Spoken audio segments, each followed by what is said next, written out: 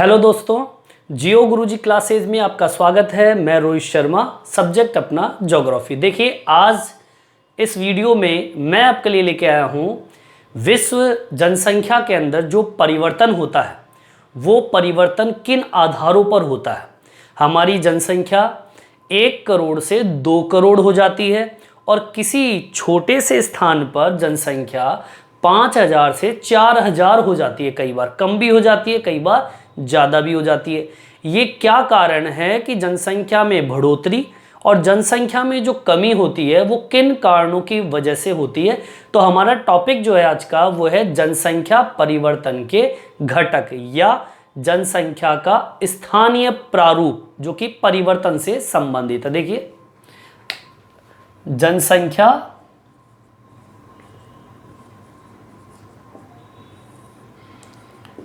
परिवर्तन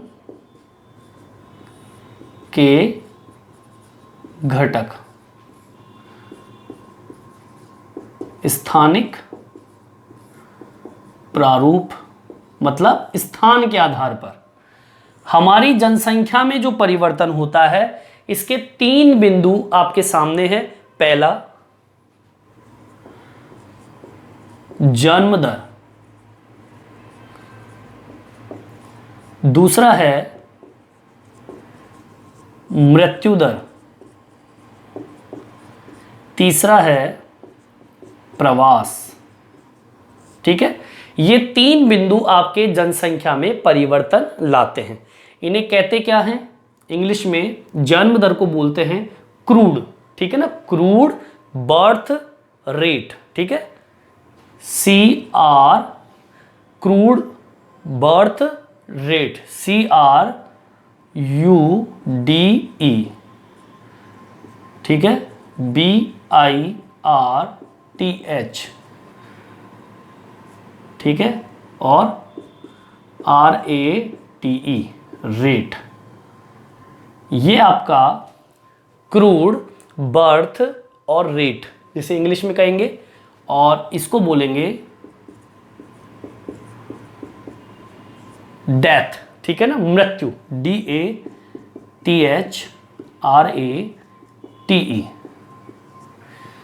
ठीक है, इनको इन नामों से जाना जाता है। अब देखिए, सबसे पहले पहला बिंदु आता है जन्म दर घटक, जिसे हम क्या कहते हैं?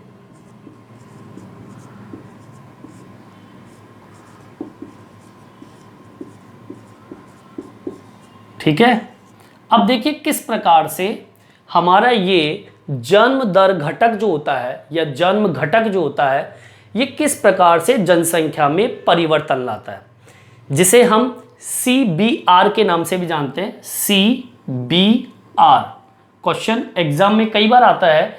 CBR को परिभाषित कीजिए। यहां पे मैं लिख देता हूं CBR। इसे कहते हैं अशोधित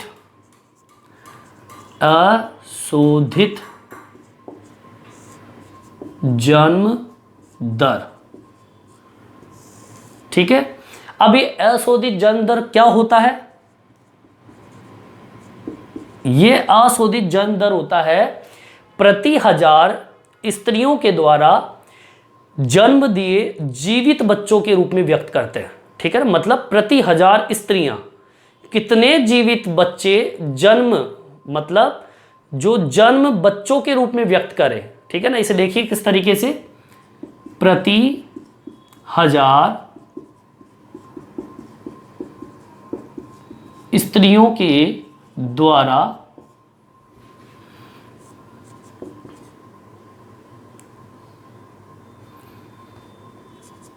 जन्म दिए जीवित बच्चों के रूप में व्यक्त किया जाता है। अब देखिए, जन्म दर के अंदर आपका जिसे CBR कहते हैं और जिसे प्रति 1000 स्त्रियों के द्वारा जन्म दिए जीवित बच्चों के रूप में व्यक्त करें। मतलब हमारी जो जनसंख्या होती है उसमें कितने बच्चों ने जन्म लिया, जीवित बच्चे, ये जनसंख्या में परिवर्तन करेगा। पहली चीज, इसको हम एक तरीके से गणना किस प्रकार से करें कि हमें कैसे पता चले कि इतनी जनसंख्या में इतने बच्चों ने जन्म लिया, कितने प्रतिशत के आधार पर निकलेगा, वो किस तरीके से गणना करेंगे। गणना का एक सूत्र है, वो सूत्र क्या है, अशोधित जन्म दर। ठीक है, अशोधित जन्म दर किसी कोई सा भी विशेष जो वर्ष मान लीजिए, उस विशेष वर्ष को देखते हुए कितने बच्चों ने जन्म लिया, किसी वर्ष विशेष में जीवित बच्चे,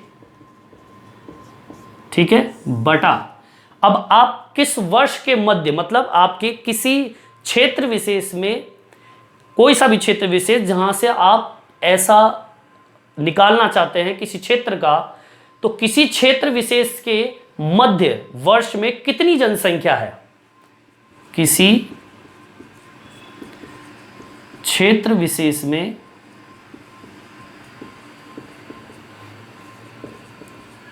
वर्ष मध्य जनसंख्या, और इसको इनटू हम कर देंगे, किससे कर देंगे, 1000 से।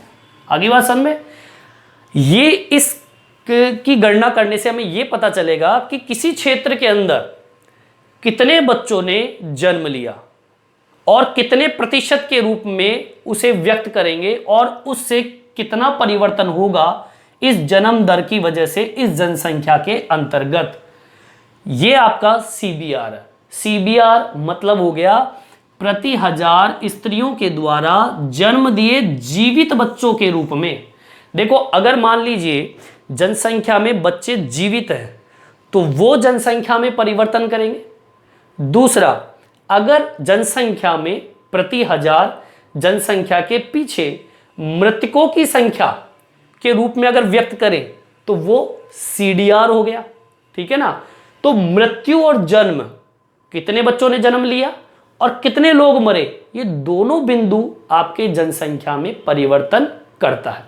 अब ये तो आपका जन्म दर सीबीआर है, जो प्रति 1000 स्त्रियों के द्वारा जीवित बच्चों के जन्म के रूप में व्यक्त करेंगे। और इसका सूत्र क्या हो गया, अगर ज्ञात करना है किसी क्षेत्र का, तो किसी वर्ष विशेष में जीवित बच्चे और किसी क्षेत्र विशेष में वर्ष के मध्य जनसंख्या जो है इंटू 1000 कर देंगे, आपका ये आंसर इसमें आ जाएगा। दूसरा आपका जन्म दर देखते हैं। अब जन्म दर के अंतर्गत मृत्यु के द्वारा परिवर्तन को हम देख सकते हैं। दो बिंदु अहम है, प्रवास भी इंपॉर्टेंट है, लेकिन मृत्यु और जन्म ये दोनों तो आपके जनसंख्या में परिवर्तन करता है।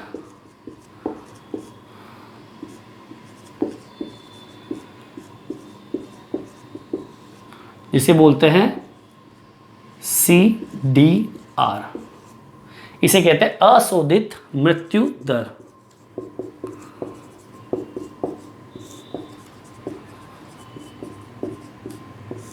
आगे बात समझ में, जिसे हम बोलते हैं CDR। आगे बात समझ। अब अशोधित मृत्यु दर मतलब प्रति 1000 जनसंख्या, प्रति 1000 जनसंख्या के पीछे, प्रति 1000 जनसंख्या के पीछे मृतकों की संख्या, मृतकों या मृत्यु की संख्या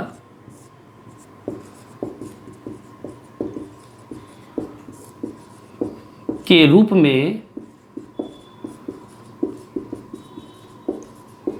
व्यक्त किया जाता है। मतलब जनसंख्या के अंदर कितने, प्रति 1000 जनसंख्या के पीछे कितने लोग एक्सपायर हुए, कितने लोग एक्सपायर हुए, मर गए। ठीक है ना, उसके रूप में व्यक्त करते हैं किसको, CDR को, ठीक है ना। ये भी मृत्यु जनसंख्या में परिवर्तन लाएगा। मान लीजिए 1 लाख जनसंख्या है, उसमें 5,000 व्यक्ति मृत्यु हो गई लोगों की, तो वो 95,000 रह जाएगी। तो जनसंख्या में परिवर्तन कर रही है कि नहीं कर रही, कर रही है। अगर 1 लाख जनसंख्या है और 5,000 बच्चों ने जन्म ले लिया तो 1 लाख 5,000 जनसंख्या हो जाएगी। तो जनसंख्या में परिवर्तन मतलब जन्म दर और मृत्यु दर दोनों ही जनसंख्या में परिवर्तन करता है। इसका गणना सूत्र कैसे, गणना सूत्र होगा अशोधित मृत्यु दर बराबर क्या होगा, किसी वर्ष विशेष में मृतकों की संख्या, ठीक है, किसी वर्ष विशेष में मृतकों की संख्या बटा, अब किस वर्ष का निकालोगे, तो किसी वर्ष विशेष के अंदर या उस वर्ष के मध्य की जनसंख्या।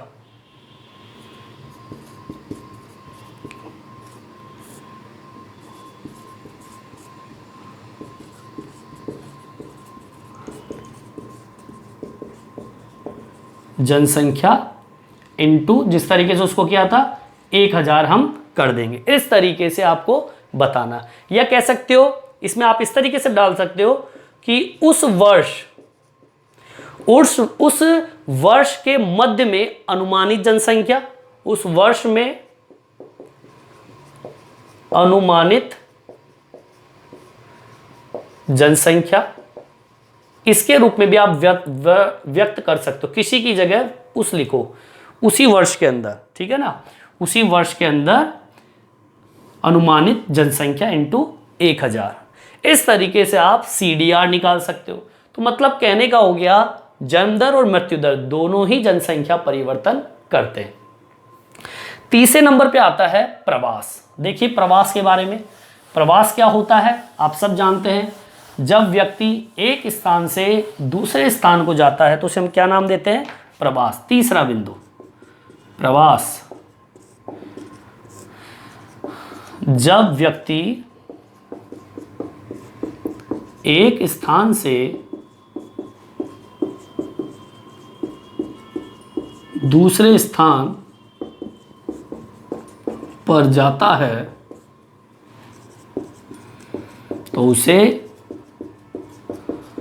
प्रवास कहते हैं, ठीक है। ये प्रवास की परिभाषा होगी। मतलब जब व्यक्ति अपने स्थान को छोड़कर किसी दूसरे स्थान पे जाए तो उसे हम क्या नाम देंगे, प्रवास नाम देंगे, ठीक है ना। अब इसमें कुछ परिभाषाएं हैं। अब प्रवास की कुछ दो बिंदु है, एक तो गंतव्य और एक होता है उद्गम। एक तो जहां से वो निकला है और एक जहां पे वो जाता है। तो इसको कैसे परिभाषित करेंगे, जब लोग क्या करते हैं, जब लोग एक स्थान से दूसरे स्थान पे जाते हैं तो वह स्थान जहां से वो गमन करते हैं उसे कहते हैं उद्गम स्थान, जहां से वो निकलते हैं, ठीक है ना। जब लोग एक स्थान से दूसरे स्थान पर जाते हैं तो जिस स्थान से या वह स्थान जहां से वह क्या करता है, गमन करता है, मतलब निकलता है, गमन करते हैं, उसे उद्गम स्थान, कौन सा स्थान, उद्गम स्थान कहते हैं। ये प्रवास से ही संबंधित है, ठीक है। दूसरी, जब व्यक्ति या जब लोग जिस स्थान पे आगमन करते हैं, मतलब मैं यहां से निकला और मैं जहां पर जा रहा हूं वो वहां के लिए आगमन हो गया। जब लोग जिस स्थान पर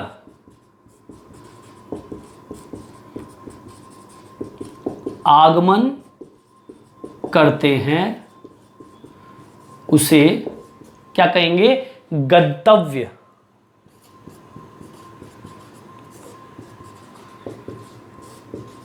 कहते हैं। समझ लीजिए इसे दोबारा। जब वह स्थान जहां से वह गमन करे, जब लोग एक स्थान से दूसरे स्थान पे जाते हैं तो वह स्थान जहां से वो गमन करे, निकले, तो वो तो क्या हो गया, उद्गम। जैसे गंगा नदी हिमालय नदी से निकलती है तो गंगोत्री उसका उद्गम स्थान हो गया, वहां से निकल रही है। वह जब लोग जिस स्थान पर आगमन करते हैं, मतलब मैं निकल के कहीं जा रहा हूं तो उस क्षेत्र के लिए आगमन हो गया, तो वह क्या हो गया, गंतव्य स्थान, मतलब मैं जा रहा हूं।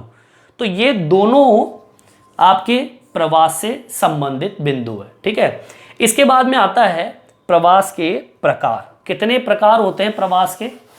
अब देखिए, प्रवास तो जनसंख्या में परिवर्तन करता है, वो बताऊंगा आपको मैं कि प्रवास का क्या महत्व है। हालांकि आप समझते हैं कि जब व्यक्ति एक स्थान से दूसरे स्थान पर जाएगा तो वहाँ पे तो जनसंख्या वृद्धि होगी ही होगी, और जहाँ से वो निकल के जा रहा है वहाँ पे जनसंख्या की क्या हो रही है, कमी हो रही है। तो पॉइंट अपना है प्रवास के प्रकार। देखिए, प्रवास दो प्रकार के होते हैं। एक होता है उत्प्रवास या आप्रवास। आप्रवास और उत्प्रवास दो बिंदु आपके सामने हैं, आप्रवास, और दूसरा बिंदु होता है उत्प्रवास। दोनों को समझ लीजिए। आप्रवास का मतलब क्या होता है? आप्रवास का तात्पर्य होता है जब व्यक्ति किसी नए स्थान पर जाता है, जो लोग किसी नए स्थान पर जाए उसे कहेंगे आप्रवास। जब व्यक्ति किसी नए स्थान पर जाते हैं तो उसे आप्रवास कहेंगे। ठीक है, ये प्रवास की परिभाषा, प्रवास के प्रकार है। और दूसरा है उत्प्रवास। जब व्यक्ति या जब लोग एक स्थान से बाहर की ओर जाते हैं, जब व्यक्ति किसी एक स्थान से बाहर की ओर जाते हैं, उत्प्रवास कहलाता है। मैं समझा देता हूं इसको। देखिए, जब व्यक्ति किसी नए स्थान पर जाए, कभी नहीं गया हो, कभी भी नहीं गया हो, उसके लिए नए स्थान, और जब व्यक्ति एक स्थान से बाहर की ओर जाता है। अगर मैं ये कहूं कि मैं राजस्थान से महाराष्ट्र में जाके बस जाऊं तो एक नया स्थान हो गया, मैंने महाराष्ट्र नहीं देखा तो वो मेरे लिए नया स्थान हो गया, तो ये तो कहलाएगा अप्रवास। उत्प्रवास क्या होता है? जब किसी स्थान से मैं बाहर की ओर चला जाऊं, मान लीजिए मैं गांव रहता हूं और मैं दौसा शहर में या किसी अन्य शहर में आके बस जाऊं, तो मैं अपने स्थान को छोड़ के बाहर जा रहा हूं, तो उसे हम क्या नाम देंगे? उत्प्रवास नाम देंगे। अब प्रवास क्यों होता है? तो प्रवास को कौन कौन सी चीजें प्रभावित करती है कि व्यक्ति अपने स्थान को छोड़कर दूसरे स्थान पे चला जाता है, वो क्या कारण है उसे देखिए। प्रवास को प्रभावित करने वाले कारक दो बिंदु है, प्रतिकर्ष और दूसरा है अपकर्ष।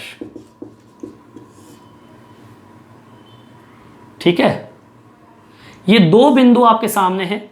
प्रतिकर्ष कारक कौन से होते हैं? वह कारक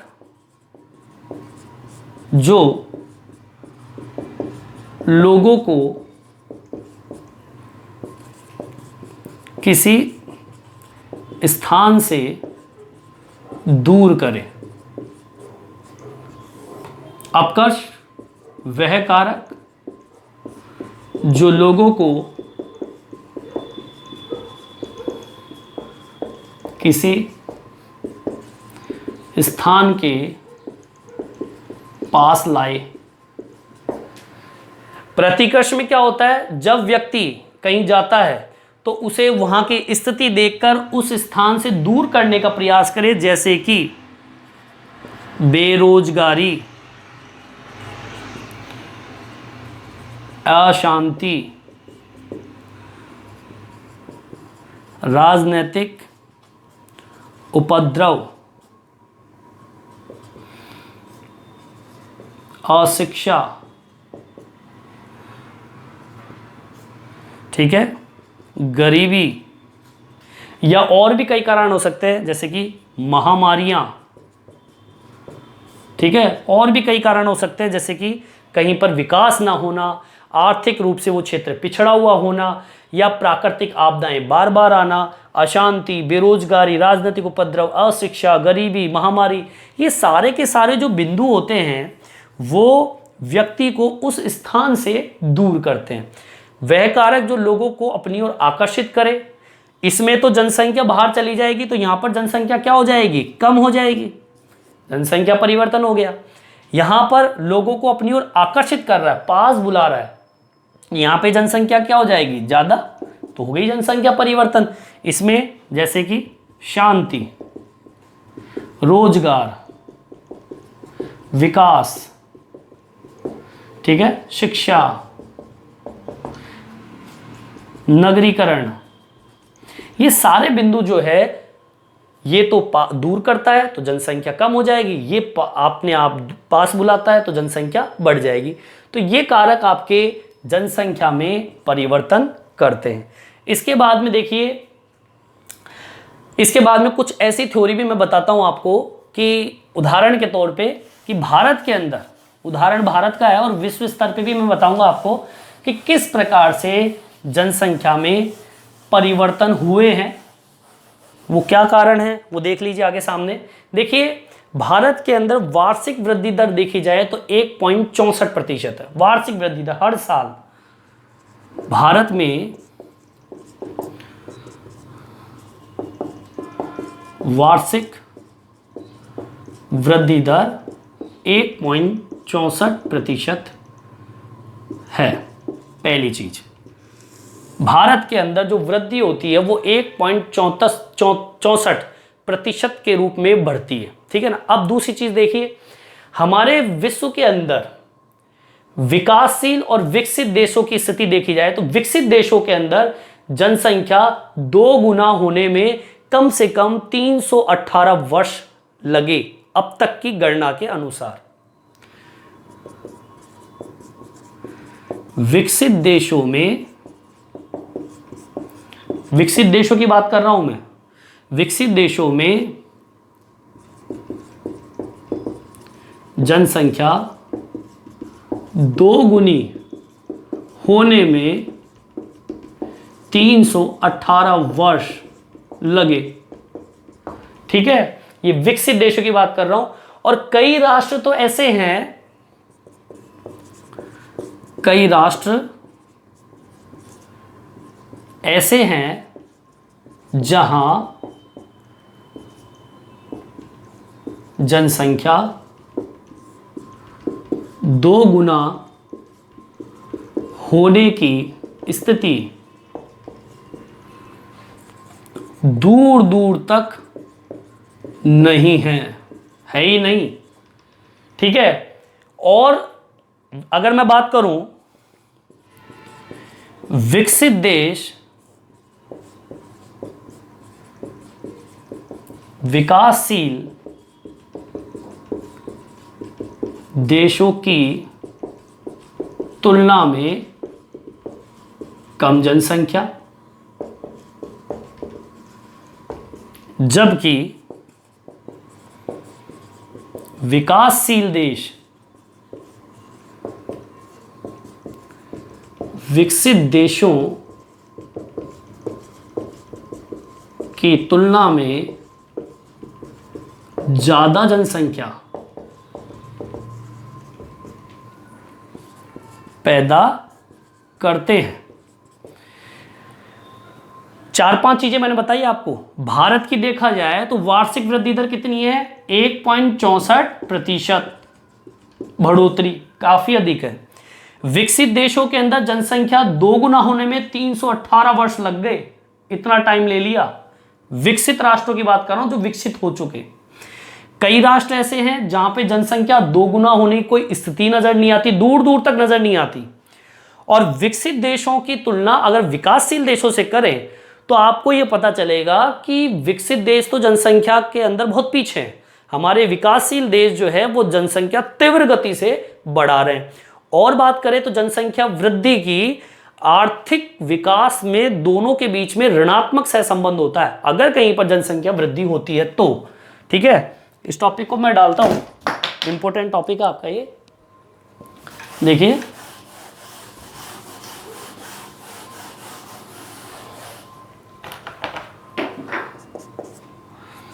क्या है कि आपके जनसंख्या वृद्धि जो होती है, कहीं पर भी जनसंख्या वृद्धि का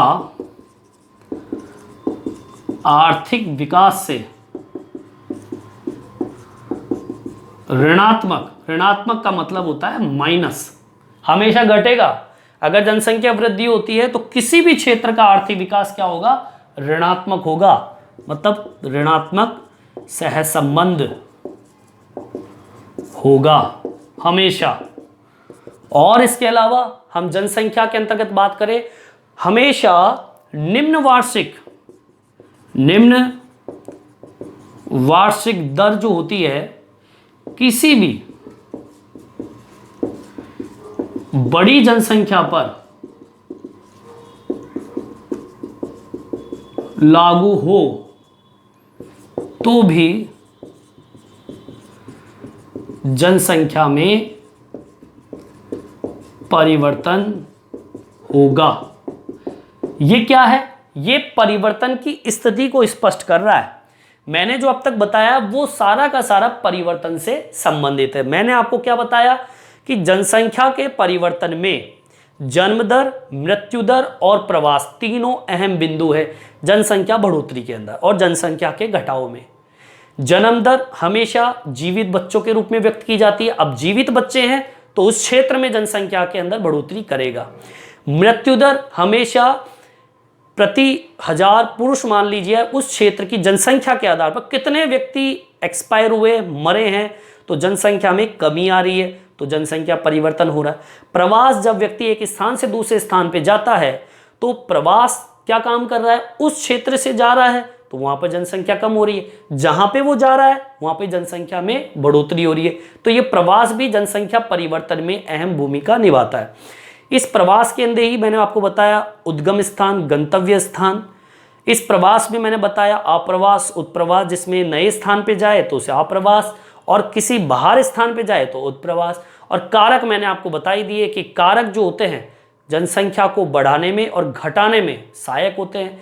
कहीं पर बेरोजगारी है, जनसंख्या के अंतर्गत असामाजिक तत्व है, राजनीतिक उपद्रव है, सामाजिक आर्थिक पिछड़ापन है, महामारी है, प्राकृतिक आपदाएं हैं, ये सारे के सारे उस क्षेत्र से जनसंख्या को बाहर करते हैं। तो वहां पे जनसंख्या कम हो गई, जहां पे गई है, अब वो क्यों गई है, वहां पर शांति है, रोजगार है, रहन सहन का अच्छा उदाहरण, जलवायु अनुकूल है, सुरक्षा है, वो अपकर्ष कारक हो गया तो वहां पर जनसंख्या ज्यादा हो गई।